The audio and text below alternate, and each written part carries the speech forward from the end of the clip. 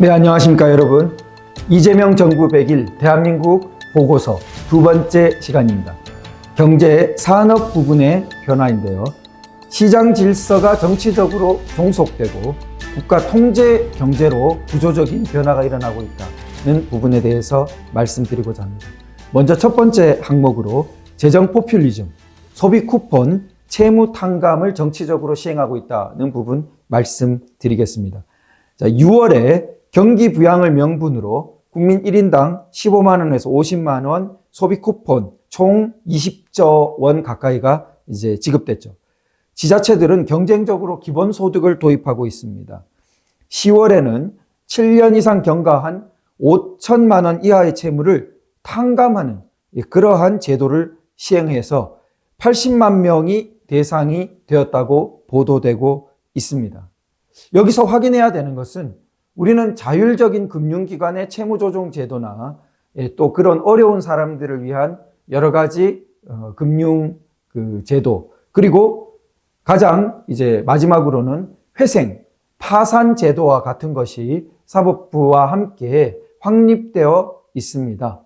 제도적으로 여러 가지 출구들을 두고 있습니다. 그런데도 지금 그야말로 왕정처럼 마치 즉위해서 시혜를 베푼다, 선물을 준다는 것처럼 이런 일을 벌인 것입니다. 자, 이게 한 대통령이 마음대로 이런 질서의 변화를 가하는 것에 대해서 우리가 굉장히 경계해야 되는 것입니다. 동서고금에 걸쳐서 자의적으로 누군가가 마치 성문 앞에 서서 내가 시혜를 베푼다든지 하는 사람은 성경에도 어땠습니까? 나중에 뭘 했죠? 왕에 대해서 반란을 일으켰습니다. 그것이 왕자라고 하더라도 반란을 일으켰다고요. 그러니까 자기가 마치 혜택을 베풀듯이 원래 질서가 여러 출구를 허용하고 있는데도 마치 탕감해 줄게, 굉장히 위험한 일을 벌이고 있는 것이죠. 자, 또한 저신용자에게 이자율을 낮추어주는 제도 개선, 이것은 중력을 거스르는 것과 마찬가지예요. 물은 아래로 흐르고 사과는 떨어지게 되어 있죠. 마치 사과가 공중으로 뜨고 물이 위로 올라가라는 거랑 마찬가지입니다. 저신용자에게, 신용이 낮은 자에게 이자율을 싸게 하면은 도대체 대출 제도나 금융기관 제도 자체의 근본이 어떻게 살아남습니까? 이거는 제도 질서 자체의 근본을 허물어버리는 이야기입니다. 이것은 저신용자에게 살 길을 찾아주기 위해서 소위 마이크로 금융, 그러니까 방글라데시 같이 어려운 나라에서 노벨상 받은 경제학자가 했던 거죠. 닭 한 마리 살 돈이 없어요. 닭 한 마리 살 자금도 없는 사람에게 아무런 담보도 없지만 그 소액을 빌려주는 거예요. 닭 한 마리, 돼지 한 마리, 그래서 돼지 새끼 한 마리, 닭 한 마리를 가지고 그거를 자활하는 계기로 삼도록, 그래서 그 사람이 근면하게 잘 키워서 큰 돼지를 만들고 또 송아지면 큰 소를 만들고 닭을 여러 마리가 되게 하고 달걀을 팔고, 그래서 그 돈도 갚고 자립할 수 있도록 하라는 그 취지하고 이게 같냐고요. 같습니까? 나는 저신용자인데 대통령이 저렇게 말하니까 싸게 대출 받을 수 있어.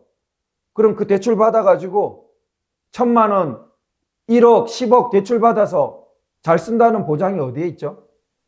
저신용자가 된 것은 그 앞에 맥락이 있기 때문이잖아요. 자, 이것은 안타까운 개인의 사연을 고려해서 정부나 제도가 활로를 찾아주는 노력과는 이 궤를 달리하는 겁니다. 이것은 단기적으로 박수를 받을 수도 있고 자기가 지지를 받을 수도 있지만 아주 그냥 정략적인 권력행위죠. 생산성 기반이 없습니다. 도덕적 해이를 제도화하는 거예요. 앞으로 또 이런 일이 생길 수 있다. 빚 갚는 사람 바보다. 이런 도덕적 해이를 제도화하는 거죠. 국민을 자율적 경제 주체가 아닌 국가에 의존적인, 또 그런 대통령 안 나나? 또 그런 정당 뭐 득세 안 하나? 이것을 기다리게 하는 의존적인 아주 종류가 다른 집단으로 변화시키는 거죠. 그래서 자유시장, 우리 경제 윤리적 기반을 허무는 거예요. 노동, 책임, 근면, 책임, 절제 이런 가치를 약화시키죠. 그래서 전부 국가 행정에 의존하는 그런 의존적 존재로 변화시키는 거예요. 아주 무서운 일입니다. 두 번째, 부동산 규제 정책을 보면 가격 통제를 정치 권력의 입맛으로 가져가는 겁니다. 자, 6월 27일 주택담보대출 총량제. 자, 그래서 실수요자의 대출을 제한하면서 시장의 신용 배분 기능에 정부가 아주 직접 관여 대체하기 시작했죠. 불과 넉 달 뒤인 10월 15일, 11호 조치라고 하죠. 규제지역 허가구역을 대폭 확대했어요. 주택담보대출 한도를 2억, 4억, 6억 이런 식으로 차등화, 추가 규제를 했습니다. 주택 거래량이 급감했어요. 그런데 고가 주택 시장에는 신고가 거래가 늘어나서 이중 시장 현상이 나타났습니다. 국토교통부 차관이 집값이 떨어지면 사라고 아주 문제 발언을 해서 물러났죠. 자, 이런 신용 규제가 거래 자유를 제한하고 자산 가치가 자연적으로 조정되는 기회를 차단하죠. 그러면 실수요자가 아니라 오히려 정책 접근성이 높은 언제 이런 거 발표한다더라. 그런 집단 중심으로 자원이 재분배되죠. 양극화가 오히려 심화됩니다. 말은 균등하게 불평등 해소 그렇게 하면서 실질로는 어떻게 가요? 특정 계층을 오히려 더 화나게 만들고 지지층 결속을 강화하는 그러한 정치적인 조정이 이루어져요. 이미 우리가 겪어봤기 때문에 선의로 모르고 한다고 볼 수가 없다고 생각됩니다. 이렇게 하면 양극화가 더 심화되고 대중의 분노가 확산된다는 것을 알 텐데도 그게 정치 권력적으로, 정치 공학적으로 이롭다고 생각하는 거죠.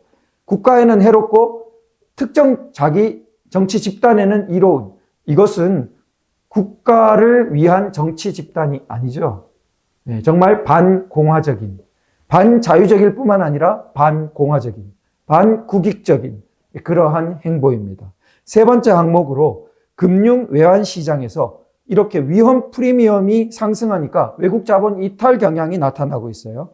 자, 9월 달에 원화 변동성이 이미 가장 높다 아시아 통화 중에 평가를 받았는데 신뢰도의 하락세, 요즘 환율 걱정하는 분들이 정말 많죠. 외국인 투자자들이 순매도, 노동 사법 불확실성이 너무 커져요. 대표적으로 노란 봉투법, 그래서 주한 유럽 상공회의소, 우리나라에 투자한 유럽 기업들을 대변하는 그런 회의소입니다. 한국에서 철수 가능성 검토 중, 이런 발표를 하게 만들었어요. 왜요? 노란 봉투법은 첫째로 자기가 직접 고용한 근로자도 아닌데 자기를 사용자로 간주하게 만들어서 자기에게 소송 걸게 하는, 그걸 가능케 해요. 견딜 수 있습니까? 두 번째로 손해배상 책임을 막 했기 때문에 그거라도 물게 해야 되는데, 그리고 그 예방 효과가 있죠. 그걸 못하게 제한하는 그러한 방식이에요. 그러면 자기는 자기가 직접 고용하지도 않았는데 사용자로 몰려서 소송당하고, 자기가 불법행위 피해 입은 것은 손해배상 청구도 제대로 할 수 없게 됐는데, 야, 이거 기업하다가 큰일 나겠네. 이렇게 생각을 왜 안 하겠냐는 거죠. 그래서 이 외국 자본 이탈 경향은 정치적 위험이 반영된 결과죠. 단순히 경제적 문제가 아니라는 겁니다. 이게 코에 붙으면 코걸이, 귀에 붙으면 귀걸이라고 하는 식의 불확실한 법 적용, 게다가 강성인 노조, 정책이 어디로 튈지 몰라. 이런 것이 한국에 투자하려면 단기간에 수익이 이만큼 돼야 돼. 안 그러면 큰일 나. 그럼 새로 들어올 수 있습니까? 진입장벽이 너무 높아지는 거죠. 투자를 기피하게 만듭니다. 그러니까 산업 기반을 우리 약화시키게 되는 거죠. 다 국익에 해로운 거죠. 자, 네 번째 항목으로 이 부분은 너무 중요해서 제가 아마 뒤에 아주 별도로 상세히 말씀드릴 기회가 있습니다. 기회를 가지겠습니다. 소위 연금사회주의라고 부르는 부분인데요. 그 연기금, 국민연금이 대표적이죠. 연기금이 의결권을 행사해요. 그러니까 지금 상장이 주로 다 대기업들 아닙니까? 4대 대기업뿐만 아니라 상장사들의 대부분의 2대 주주가 그 경영하는 오너 그룹 말고 2대 두 번째 큰 주주가 이 연기금 국민연금입니다. 그런데 이 연기금이 의결권 행사에 대해서 2017년 이래로 점점 제한을 다 풀어왔어요. 지금 이 정부에서 더욱 심해졌어요. 그러면은 연기금이 만약에 행동주의 펀드랑 손을 잡고 또 연기금이 대부분을 투자한 기관 사모펀드들이 있습니다. 이름은 또 사모펀드예요. 그러니까 연기금 플러스 사모펀드 플러스 행동주의 펀드까지 합하면 순식간에 일대 주주를 무너뜨리고 그러면은 그 오너십이 어디로 갑니까? 오너십은 개인 오너십이 아닌 거죠, 이제. 연기금은 국민의 돈인데 소수 아주 정부에 연결된 사람들이 통제하고 그게 어떻게 국민의 뜻입니까? 그 의결권이. 언제 확인해 봤습니까? 마치 국민의 돈을 자기 돈처럼 쓰는 거죠. 정부에 연결된 사람들이 그렇게 의결권 방향을 그 아주 예외적으로만 극히 예외적으로 행사돼야 될 것을 막 다 열어버린 거예요. 그럼 기업이 얼마나 눈치를 보게 되겠습니까? 그리고 가장 최악은 이것의 끝이 해외 전자투표를 무책임하게 확대해서 아주 그 제도 장벽을 굉장히 조심해야 되는데 낮추면 결국 어떻게 되죠? 엑시트하는 나중에 사모펀드들이 계속 갖고 있지 못하고 그걸 넘겨야 되는데 사모펀드 아니라도 다수 표시나지 않게 잠식된 중국 공산당 계열, 중국 자본이란 것이 결국은 공산당에 다 연결되어 있죠. 중국의 제도가. 그런 이 자본에 의해서 잠식되어 있다가 결국은 우리나라의 주요 기업들, 특히 전략 기업들을 다 장악할 수 있는 성문을 열어주는 꼴이죠. 지금 이러한 거대한 일관된 변화가 쭉 2017년 이래 진행되어 오고 있는데 특히 이 정부 들어서 집중투표제부터 시작해서 물론 집중투표제의 다른 측면을 계속 강조하죠. 뭐 자의적인 여러 오너그룹의 행사를 견제한다든지 대주주를 견제한다든지 그러나 그들이 말하지 않는 이런 측면이 있는 것입니다. 그래서 지금만 해도 엄청나게 기업의 어떤 그 사형적인 개인 우리 민간 영역에서의 기업 경영이 위태롭게 되어 있고 앞으로 이 경향이 강화된다면은 전부 국영기업처럼 되는 거예요. 국유기업처럼. 국영기업이 전부 없어야 된다고 제가 말하지는 않지만 민영기업이 지금 삼성전자, SK, 현대처럼 LG처럼 민영기업이 만약에 모두 국영으로 된다고 생각해 보십시오. 끔찍하죠. 우리나라가 중국화되는 길이고 게다가 더욱 끔찍한 것은 그것이 만약 중국 공산당계의 자본 지배로 넘어간다면 나라가 어떻게 되겠습니까? 우리가 극구 조심하면서 그 길을 염려해야 되는데 아주 방만하게 그 길을 열고 있습니다. 그래서 2020년 2월에 이미 국민연금이 다수 상장사 자기들 보유 목적을 단순 투자, 이건 이제 의결권 행사 안 하는 건데 일반 투자로 전환했어요. 그리고 올 들어와서 이제 집중투표 의무화하면서 2대 주주라도 그러면은 이사의 3분의 1 가량을 장악할 수 있다든지 이런 길을 여는 거죠. 자, 미국, 영국 등 외국은 외부 운용사가 있다 해도 그쪽에서 자율적으로 하지 정부가 이렇게 장악하고 있는 게 아닌데 우리는 외부 운용사가 해도 그 결정 방향은 아주 국민연금 내에 있는 소수위원회가 딱 장악하고 있는 것입니다. 엄청난 돈을 그럼 뭘 할까요? 자기 돈도 아닌데 마치 자기 돈처럼 자의적으로 행사할 수 있는 힘을 지금 쥐는 것입니다. 그래서 소수의 중앙화된 위원회에서 우리가 결정하기 때문에 이것은 시장의 진짜 주주권이 아니고요. 그것은 분산적인 지혜가 작용할 수 있는데 이것은 공산주의, 사회주의처럼 분산적인 지혜가 아니에요. 왜냐하면 국민들이 모아준 돈을 소수의 위원회가 딱 장악하고는 소수의 위원회의 머리로, 이건 이미 분산적인 지혜가 아니죠. 시장의 조정이 작동되지 않는 것입니다. 그런 소수의 머리로 이리 가라 저리 가라 하는 순간 시장의 강점은 분산적인 지혜를 통한 시장 질서의 자생적 질서의 강점은 사라지는 것입니다. 마치 집산주의 계획경제의 단점처럼 소수의 머리로 끌고 가는 그러한 부작용이 일어나게 되는 것이죠. 국가 명령 질서로 체제 전환이 가속화되는 것입니다. 다섯 번째 항목으로 산업 현장에서 법적 불확실성이 증대해요. 중대재해처벌법이 아주 과잉 효과를 낳습니다.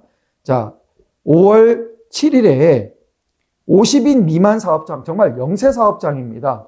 그러한 사업장에 대해서 실질로 이 법을 적용하는 그러한 그 선고가 일어났어요. 집행유예가. 그 다음 6월 13일에는 또 온열질환 사망의 동일법을 또 유죄로 적용했어요. 7월 30일에 대통령은 반복 산재 사망을 미필적 고의에 의한 살인, 기억하시는 분 많죠? 여기에까지 비유했어요.